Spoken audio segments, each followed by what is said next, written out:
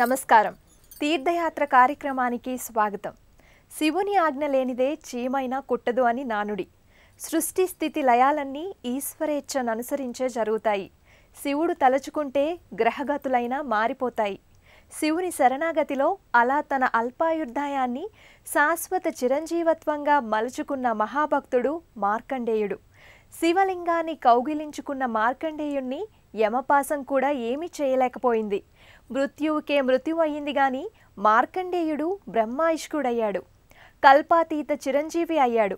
అట్టి శ్రీ భక్త మార్కండేయుడి దేవాలయం జగిత్యాలలో భక్తజనుల ఇష్ట కామ్యార్థ సిద్ధి ఆలయంగా విరాజిల్లుతోంది. ఇవాల్టి తీర్థయాత్ర కార్యక్రమంలో ఆ ఆలయ విశేషాలు తిలకిద్దాం రండి. మార్కండేయపురంలో 60 సంవత్సరాలకు పైగా నిత్య ధూపదీప నైవేద్యాలతో అలరారుతున్న ఆలయం శ్రీ భక్త మార్కండేయ దేవాలయం. పద్మశాలి సంఘం ఆధ్వర్యంలో శ్రీ భక్త మార్కండేయ దేవాలయం తొలుత చిన్న ఎత్తున మొదలైన ఈనాడు ప్రసిద్ధ శైవాలయంగా అభ్యున్నతిని అందుకుంది. నేడు విశాల ఆవరణంతోనూ పలు ఉపాలయాలతోనూ శైవ వైష్ణవ సమ్మిళిత భక్తి ముక్తిదాయక స్థావరంగా భక్తకోటి నలరిస్తోంది. మార్కండేయుడు గొప్ప శివభక్తుడు. మరుద్వతి మృకండ మహర్షి సంతానం కోసం శివుని కొలువగా, శివుడు అల్పాయుష్కుడైన ఉత్తమ సంతానం కావాలా, దుష్టుడైన దీర్ఘాయువు కావాలా అని ప్రశ్నించి, అల్పాయువే అయినా ఉత్తముడు కావాలన్న వారి అభీష్టాన్ని అనుసరించి ప్రసాదించిన వరపుత్రుడు మార్కండేయుడు. మార్కండేయుడు జన్మించిన 7 సంవత్సరాల 3 నెలలకు అతనికి ఉపనయనం చేశారు తల్లిదండ్రులు. గ్రహచారం అనుసరించి 16 ఏళ్లకే అసువులు బాయవలసిన మార్కండేయుడు బాల్యం నుంచి శివ పూజా తత్పరుడై భాసిల్లుతూ వచ్చాడు. నారదుడు యముడితో మార్కండేయుని ప్రాణాలను అర్థాయుష్కంగా హరించకపోతే యముడంటే భయం లేకుండా పోతుందని ప్రేరేపిస్తాడు. మార్కండేయుని కలిసి నారదుడు శివభక్తి వీడక మసలుకొమ్మని బోధిస్తాడు. మార్కండేయుని ప్రాణాపహరణం చేసేందుకు యముడు పాశం వేయగా అది కంఠానికి ఒరుసుకుంటున్న భీతి చెందక మార్కండేయుడు శివలింగాన్ని కౌగలించుకొని చంద్రశేఖర చంద్రశేఖర చంద్రశేఖర పాహిమామని చంద్రశేఖరాష్టకాన్ని ఆసువుగా పఠిస్తాడు. శివుని మహత్తుతో యముడు పరాజితుడై మృత్యువుకే మృత్యువు ఆసన్నమైనట్లుగా వెలితిరుగుతాడు.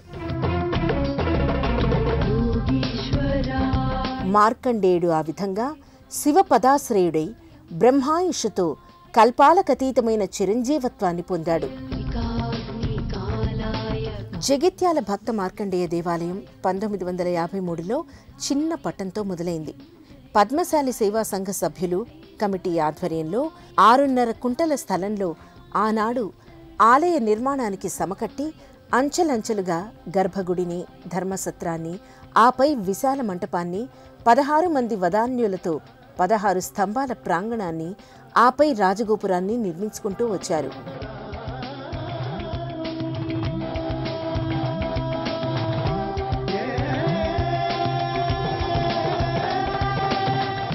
అరవై ఏళ్లలో ఆలయం క్రమక్రమాభివృద్ధి చెందుతూ నేడు రామాలయం, గాయత్రీమాత ఆలయం, నవగ్రహాలు, ఆంజనేయుడు, గణపతి, దత్తాత్రేయుడు, అయ్యప్ప ప్రతిష్టలతో భాసిల్లుతోంది. అలాగే పరమ పవిత్రమైన గోశాల నిర్వహింపబడుతోంది. ఈ ఆలయం పద్మశాలి సేవా సంఘం వారు నెలకొల్పి భక్తి శ్రద్ధలతో ప్రవర్ధమానం కావిస్తూ గొప్ప దర్శనీయ క్షేత్రంగా రూపొందింపచేశారు. దైనందిన పూజాధికాలతో పాటు విశేష పూజలతో, అర్చనలతో, ఏటా బ్రహ్మోత్సవాలతో ఆలయం ఆధ్యాత్మిక సంపత్తుల స్థావరంగా వెలుగొందుతోంది.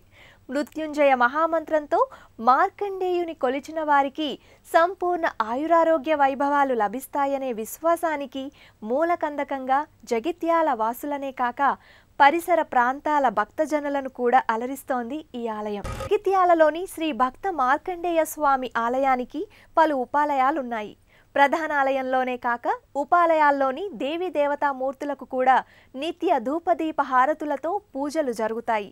భక్తులు ఆయా దైవ స్వరూపాలను ధ్యానించి పూజించుకునే వైభవ సౌలభ్యం సమకూడుతోంది ఇక్కడ. రామాయ రామభద్రాయ ఇక మరోవైపు ఆంజనేయ సహితంగా సీతారామ లక్ష్మణులు దర్శనమిస్తారు. ఈ ఉపాలయంలో మూలమూర్తుల చెంతనే ఉత్సవమూర్తులు ఉన్నాయి. ఏటా సీతారామ కళ్యాణం వైభవంగా జరుగుతుంది. రామచంద్ర బాహు మధ్య విలసితేంద్రియ.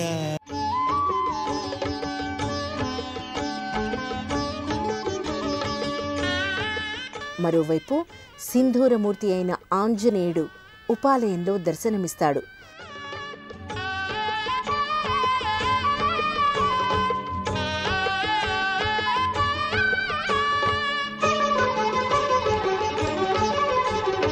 ఓంకార రూప శ్రీ ఆంజనేయ శ్రీంకార దీప దాసాంజనేయ. ఓంకార రూప శ్రీ ఆంజనేయ శ్రీకార. మనోజవం మారుతతుల్య వేగం జితేంద్రియం బుద్ధిమతాం వరిష్టం వాతాత్మజం వానరయూథ ముఖ్యం శ్రీరామదూతం శిరసాం నమామి అని శ్రీరామదూతకు శిరసా నమస్కృతులు చెల్లించుకోగలరు. దాసాంజనేయ శ్రీ ఆంజనేయ. ఓంకార రూప శ్రీ ఆంజనేయ.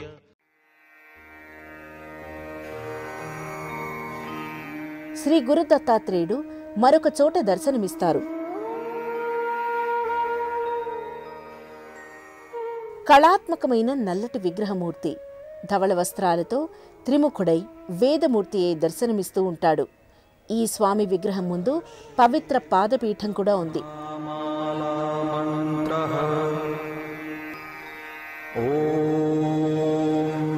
నమో భగవతే దత్తాత్రేయాయ స్మరణ మాత్ర సంతుష్ట. షిరిడి సాయి పటంతో సాయి భక్తులు బాబాను కొలుచుకునే ఉపస్థలి కూడా ఆలయంలో కానవస్తుంది. నింబవృక్ష మూలమూర్తి అయిన బాబా భక్తుల భజనలు అందుకుంటూ ఉంటాడు. ఆలయం ముందున్న ఆవరణలో సెమీ వృక్షం ఉంది.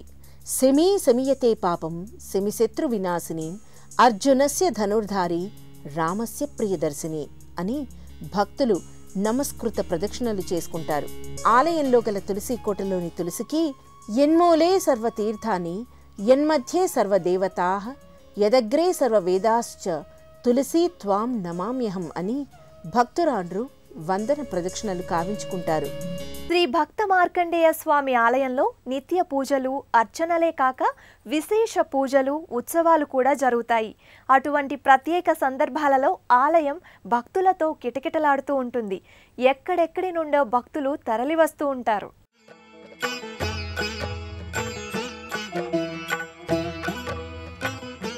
శ్రీ భక్త మార్కండేయ స్వామి ఆలయంలోనూ ఉపాలయాల్లోనూ నిత్య పూజాధికాలు జరుగుతాయి.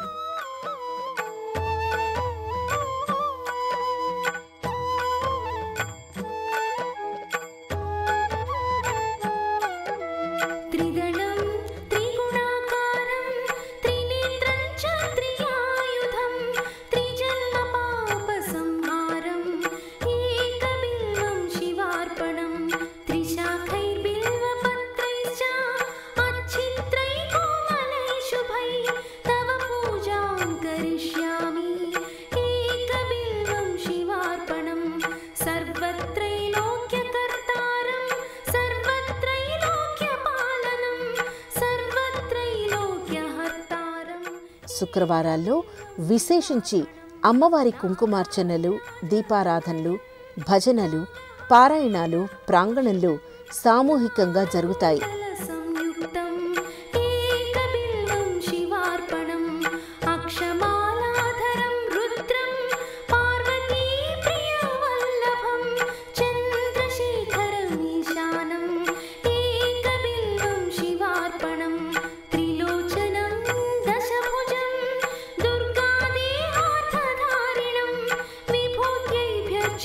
దేవం ఏకబిల్వం శివార్పణం త్రిశూల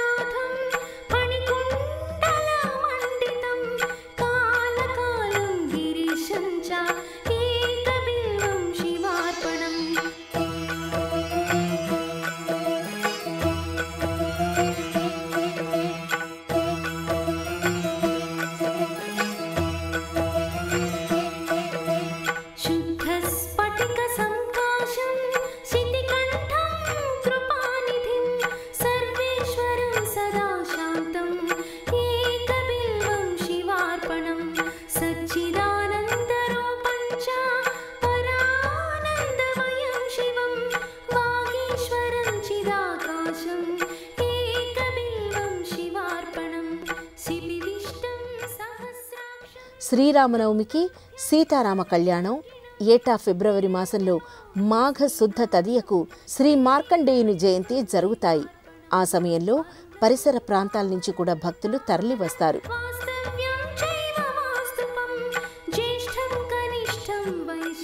పద్మశాలీలు తమ కులదైవంగా భావించే మార్కండేయుని ఉత్సవ విగ్రహాన్ని పురవీధుల్లో ఊరేగించి ఆలయంలో అంగరంగ వైభవంగా ఉత్సవాన్ని చేస్తారు.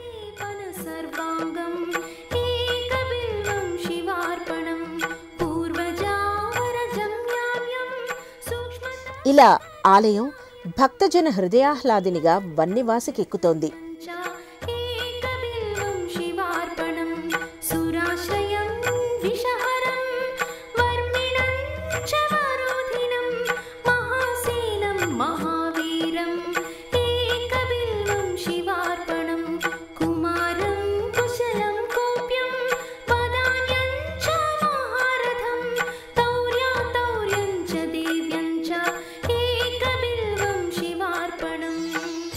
కరీంనగర్ నుంచి కొత్తపల్లి, గంగాధర క్రాస్ రోడ్, నమిలికొండ, కొండగట్టుల మీదుగా జగిత్యాలకు చేరుకుని మార్కండేయ స్వామి వారిని దర్శించుకుంటారు. మార్కండేయుని చంద్రశేఖరాష్టకాన్ని పఠించి మృత్యుంజయ మంత్ర సహితంగా భక్త మార్కండేయ స్వామిని పూజించిన వారికి రోగ మృత్యుబాధలేవి అంటవు. పరిపూర్ణ ఆయురారోగ్యాలతో, ఈశ్వర కృపాకటాక్షాలతో వారు సుఖశాంతులతో వర్ధిల్లుతారు. తద్భావన యథార్థతతో అందరికీ ఆ మార్కండేయ స్వామి చిరంజీవత్వం, ఈశ్వర కృపాకటాక్షలబ్ధి కావాలని ఆకాంక్షిస్తూ మరో తీర్థయాత్ర కార్యక్రమంలో కలుసుకుందాం. నమస్కారం.